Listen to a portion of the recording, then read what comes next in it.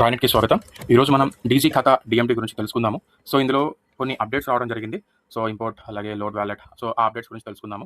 So ఇందులో వచ్చేసరికి DG ఖాతా మనీ ట్రాన్స్ఫర్‌కి మనం వాడేటప్పుడు ప్రతి ఒక్క కేవైసీకి కూడా మనం బయోమెట్రిక్ మిషన్‌తో తంబేయాల్సి ఉంటుంది. కానీ ఈ డీజీ ఖాతా సర్వర్‌లో మీరు కస్టమర్ దగ్గర నుంచి తంబు బయోమెట్రిక్ ద్వారా తీసుకోవాల్సిన అవసరం లేదు.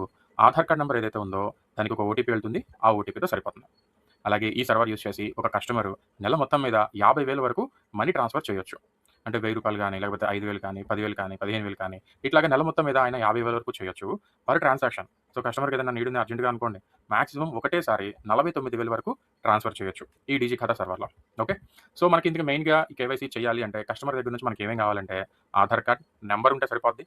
పాన్ కార్డ్ నంబరు, అలాగే ఆధార్ కార్డ్‌తో లింక్ అయిన మొబైల్ నంబర్ ఉండాలి. ఎందుకంటే ఓటీపీ ఒకటి వెళ్ళిద్ది కేవైసీ చేసేటప్పుడు. సో ఆ ఓటీపీ ఎంటర్ చేసి మీరు కేవైసీ కంప్లీట్ చేయొచ్చు. సో కేవైసీ ఎలా చేస్తామంటే services, domestic money transfer, DG ఖాతా డిఎంటీ. సో దాని మీద క్లిక్ చేసిన వెంటనే మనకి ఇక్కడ కస్టమర్ యొక్క ఆధార్ మొబైల్ నెంబర్ అడిగిద్ది. సో ఆధార్‌తో లింక్ అయిన మొబైల్ నెంబర్ ఎంటర్ చేసి ఇక్కడ సెండ్ ఓటీపీ అనే ఆప్షన్ వస్తది. దాని మీద క్లిక్ చేయండి. కస్టమర్‌కి వచ్చిన ఓటీపీ ఇక్కడ ఎంటర్ చేసి వెరిఫై క్లిక్ చేయండి. వెరిఫై క్లిక్ చేసిన తర్వాత ఇక్కడ ఒకసారి Aadhaar number, pan card number, అలాగే మళ్ళీ ఇక్కడ సెండ్ ఓటీపీ వస్తది. ఆ సెండ్ ఓటీపీ క్లిక్ చేస్తే కస్టమర్‌కి వచ్చిన ఓటీపీ ఇక్కడ ఎంటర్ చేయాలి. ఎంటర్ చేసిన తర్వాత కంప్లీట్ కేవైసీ క్లిక్ చేయాలి. సో మీకు తెలిసిందే కేవైసీ చేసేటప్పుడు మనం ఇక్కడ రూ. 10 అనేది చార్జ్ పడడం జరుగుతుంది. ఓకే. సో కంప్లీట్ కేవైసీ అనే ఆప్షన్ మనం క్లిక్ చేసిన తర్వాత మీరు గనక లెఫ్ట్ సైడ్ గనక చూస్తే ఎడమ చేతి వైపు సెండర్ నేమ్, ఎవరైతే ఆధార్ కార్డ్ నెంబర్ డీటెయిల్స్ ఇవన్నీ చెప్తారో వాళ్ళ పేరు అక్కడ డిస్‌ప్లే అయ్యిద్ది.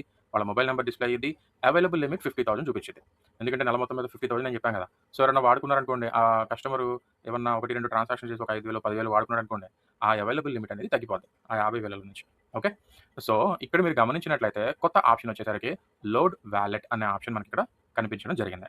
సో మీరు ఇక్కడ నుంచి అంతా కామనే. ఇక్కడ నుంచి ఏం చేంజెస్ ఏం లేవు. ఈ లోడ్ వాలెట్ అనే కొత్త ఆప్షన్ ద్వారా మీరు ఏం చేయాలి అంటే మీ యొక్క రాయ్‌నెట్ సీఎస్‌పీ వాలెట్‌లో నుంచి డీజీ ఖాతా వాలెట్‌లోకి అమౌంట్ ట్రాన్స్‌ఫర్ చేయాలి. ఓకే. సో మీకు మీ సీఎస్‌పీ వాలెట్‌లో ఫర్ ఎగ్జాంపుల్ ఒక 20,000 ఉన్నాయనుకోండి. సో కస్టమర్ వచ్చి 10,000 ట్రాన్స్‌ఫర్ చేయమన్నాడు. మీ సీఎస్‌పీ వాలెట్‌లో నుంచి రాయ్‌నెట్ సీఎస్‌పీ వాలెట్‌లో నుంచి ఈ డీజీ ఖాతా వాలెట్‌లోకి ఒక 10,000 ట్రాన్స్‌ఫర్ చేయాలి. ఎప్పుడు చేస్తాం? కేవైసీ అయిపోయిన తర్వాత చేయాలి. కేవైసీ అయిపోయిన తర్వాత ఈ లోడ్ వాలెట్ చేసేటప్పుడు మీరు మెయిన్‌గా 2 విషయాలు గుర్తుపెట్టుకోవాలి. ఓకే. సో దయచేసి కస్టమర్ ఎంతైతే అమౌంట్ ట్రాన్స్‌ఫర్ చేయమంటున్నాడో ఆ అమౌంటు ప్లస్ దానికి పడే ఫీజులు మీరు కస్టమర్ దగ్గర నుంచి కలెక్ట్ చేయాలి. ఓకే. సో మీరు కలెక్ట్ చేయాలంటే ఆళ్ళ దగ్గర నుంచి ఫిజికల్‌గా మీరు డబ్బులు తీసుకోవాలి ఫస్ట్. సో డబ్బులు ఆయన ఓ 10,000 ట్రాన్స్‌ఫర్ చేయమని చెప్పాడు కదా ఇందాక. సో ఆ 10,000 ప్లస్ మీకు పడే చార్జెస్ 2 కూడా మీరు తీసుకొని మీ దగ్గర పెట్టుకోవాలి. అప్పుడు మాత్రమే లోడ్ చేయాలి.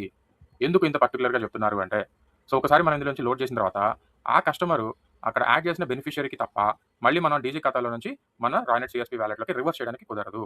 సో దయచేసి కస్టమర్‌కి ఖచ్చితంగా పంపించాలి అంటేనే మీరు ఇక్కడ అమౌంట్ లోడ్ చేసుకోండి. లేకపోతే చేయొద్దు. చెప్పాను కదా! సో ముందుగానే కస్టమర్ దగ్గర నుంచి క్యాష్ తీసుకోండి. తీసుకున్న తర్వాత మీరు ట్రాన్స్‌ఫర్ చేయొచ్చు. ఓకే. సో ఈ లోడ్ వాలెట్ చేసే ముందు దయచేసి కస్టమర్ దగ్గర నుంచి క్యాష్ తీసుకోండి. క్యాష్ తీసుకున్న తర్వాత ట్రాన్సాక్షన్ చేయండి. లోడ్ వాలెట్ అనే ఆప్షన్ నేను క్లిక్ చేశాను. అంటే ఇప్పుడు కస్టమర్ దగ్గర నుంచి నేను క్యాష్ తీసేసుకున్నా. తీసేసుకున్న తర్వాత మరి నా వాలెట్‌లో నుంచి సీఎస్‌పీ వాలెట్‌లో నుంచి డీజీ ఖాతా ఈ కస్టమర్ వాలెట్‌లోకి అమౌంట్ పంపించుకోవాలి కదా! సో లోడ్ వాలెట్ అనే ఆప్షన్ మీద క్లిక్ చేయండి. క్లిక్ చేసిన తర్వాత కస్టమర్ ఎంతైతే అమౌంట్ అడుగుతాడో అంత అమౌంట్ మీరు అక్కడ ఎంటర్ చేస్తే దానికి మీకు పడే చార్జెస్ అనేవి ఇక్కడ డిస్‌ప్లే అవ్వటం జరిగిద్ది. ఓకే. సో ఇక్కడ అమౌంట్ డిస్‌ప్లే అయింది కదా! Amount plus transaction fee. So దీని ప్రకారంగా ఈ అమౌంట్ ఇప్పుడు ఫర్ ఎగ్జాంపుల్ ఇక్కడ నేను ఎంటర్ చేసిన అమౌంట్ రూ. 100. ట్రాన్సాక్షన్ ఫీజు రూ. 10. సో నా రాయ్‌నెట్ సీఎస్‌పీ వాలెట్‌లో నుంచి రూ. 110 కట్ అయిపోతాయి. అలాగే డీజీ ఖాతాలోకి రూ. 100 రావడం జరిగిద్ది. ఎంత అమౌంట్‌కి ఎంత చార్జ్ పడిద్ది ఇక్కడ నేను మెన్షన్ చేశాను. సో రూ. 100 నుంచి మినిమమ్ రూ. 100 అయితే చేయాలి. రూ. 100 నుంచి రూ. 1000 అయితే రూ. 10 చార్జ్ పడుతుంది.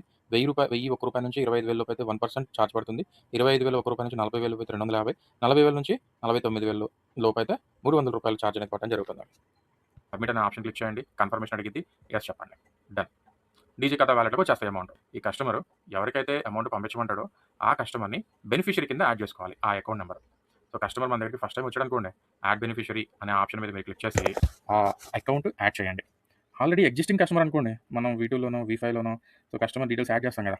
సో అది ఉందనుకోండి, ఆ ఎగ్జిస్టింగ్ కస్టమరే అనుకోండి, ఇక్కడ ఇంపోర్ట్ అనే ఆప్షన్ ఉంటది. ఆ ఇంపోర్ట్ అనే ఆప్షన్ మీరు అక్కడ క్లిక్ చేస్తే కస్టమర్ యొక్క మొబైల్ నంబర్ అడిగిద్ది. ఆ మొబైల్ నంబరు ఇక్కడ మనం ఎంటర్ చేసిన ఆధార్ కార్డ్‌తో లింక్ అయిన మొబైల్ నంబరు 2 సేమ్ అయితే మీకు అకౌంట్స్ చూపిస్తాయి అక్కడ. సో మీకు కావాల్సిన అకౌంట్ మీద మీరు అక్కడ సెలెక్ట్ చేసుకొని బెనిఫిషియరీ ఇక్కడ యాడ్ చేసేసుకోవచ్చు. ఓకే. సో ఆ బెనిఫిషియరీ వెరిఫికేషన్ రూ. 4 అనేది చార్జ్ పడకుండా ఉండిద్ది మీకు కానీ, కస్టమర్‌కి కానీ. చక్కగా ఆప్షన్ ఉంది. ఆ ఆప్షన్ మీరు ఇక్కడ యూజ్ చేసుకోవచ్చు. ఇంపోర్ట్ అనే ఆప్షన్.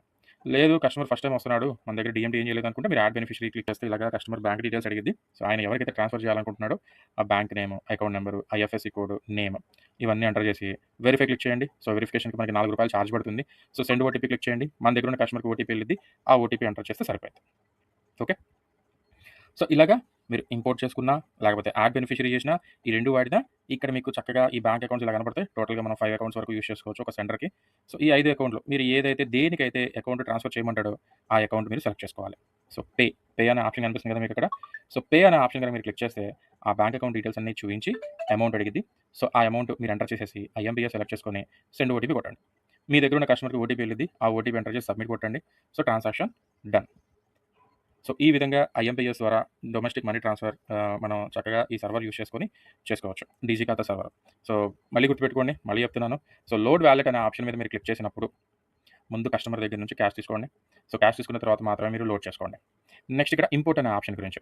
సో, ఇంపోర్ట్ అనే ఆప్షన్ వచ్చేసరికి మనకి ఆల్రెడీ వేరే సర్వర్స్‌లో రాయ్‌నెట్‌లో మనం వేరే సర్వర్స్ యూజ్ చేస్తుంటాం కదా! సో, ఆ సర్వర్స్‌లో ఆల్రెడీ ఉన్న ఎగ్జిస్టింగ్ కస్టమర్ అయితే ఇంపోర్ట్ అనే ఆప్షన్ క్లిక్ చేయండి. చక్కగా మీరు ఏవైతే వీటూలో కానీ, వీఫైలో కానీ, ఇంకా వేరే అదర్ సర్వర్స్‌లో ఏవైతే మనం సేవ్ చేసి పెట్టుకుంటామో ఆ అకౌంట్స్ ఇక్కడ డిస్‌ప్లే అవుతాయి. చక్కగా యూజ్ చేసుకోవచ్చు. ఓకే. Thank you.